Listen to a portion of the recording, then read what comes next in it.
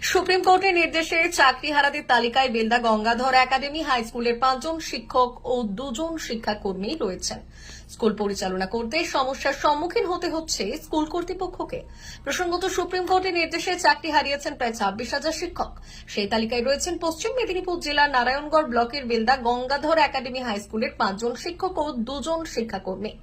এক ধাক্কায় স্কুল থেকে 7 জন শিক্ষক ও শিক্ষাকর্মী বের হয়ে যাওয়ায় সমস্যার সম্মুখীন হতে হচ্ছে বিদ্যালয়টিকে।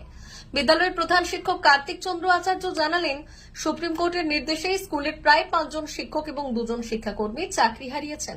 এমতাবস্থায় স্বাভাবিকভাবেই স্কুল পরিচালনার ক্ষেত্রে সমস্যা দেখা দিচ্ছে। চাকরি বাতিল ঘোষণা হবার পর 2 জন শিক্ষক স্কুলে আসছিলেন। মঙ্গলবার হঠাৎ সেই 2 জন শিক্ষকও আসেননি। আমরা চাই দ্রুত সরকার এর সমাধান করুক। চাকরিহারা শিক্ষকদের বক্তব্য, যোগ্য হওয়া সত্ত্বেও অযোগ্যদের সাথে মিশিয়ে আমাদের চাকরি হারাতে হলো। এমন অবস্থায় আমরা কোথায় যাব? সংসার চালাবো কি করে? সমাজের মধ্যে মুখ দেখাবো কি করে? দ্রুত সরকার আমাদের কিছু একটা ব্যবস্থা করুক। স্যার, আপনাদের স্কুলে কতজন শিক্ষক এই চাকরি হারার তালিকায় রয়েছেন? 5 জন শিক্ষক, 2 জন শিক্ষাকর্মী। কতটা অসুবিধার মধ্যে পড়তে হচ্ছে?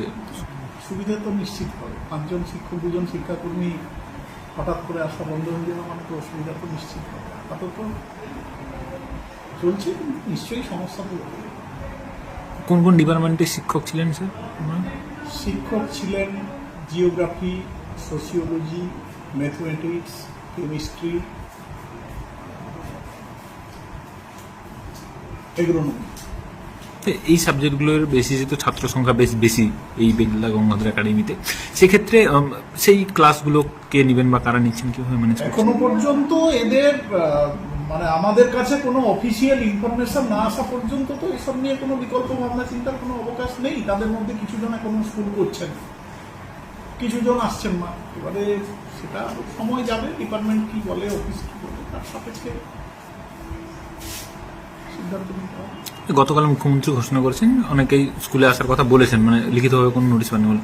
আজকে কোনো শিক্ষকের স্কুলে উপস্থিতি আছে তেমন? না, আমাদের স্কুলে আজকে কেউ আসেনি। গতকালও 2 জন এসেছিলেন, আজকে কিন্তু কেউ আসেনি। হতে পারে ব্যক্তিগত কারণে আসেনি। কি নাম স্যার আপনার? কার্তিক চন্দ্র আচার্য।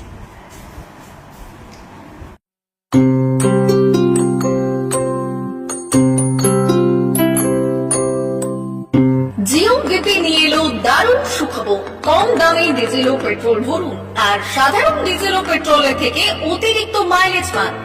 জিও বিপি নিয়ে এলো দুর্দান্ত সুযোগ। জিও বিপি থেকে আপনার গাড়িতে ডিজেল ও পেট্রোল ভরুন আর পেয়ে যান 4.3% অতিরিক্ত মাইলেজ।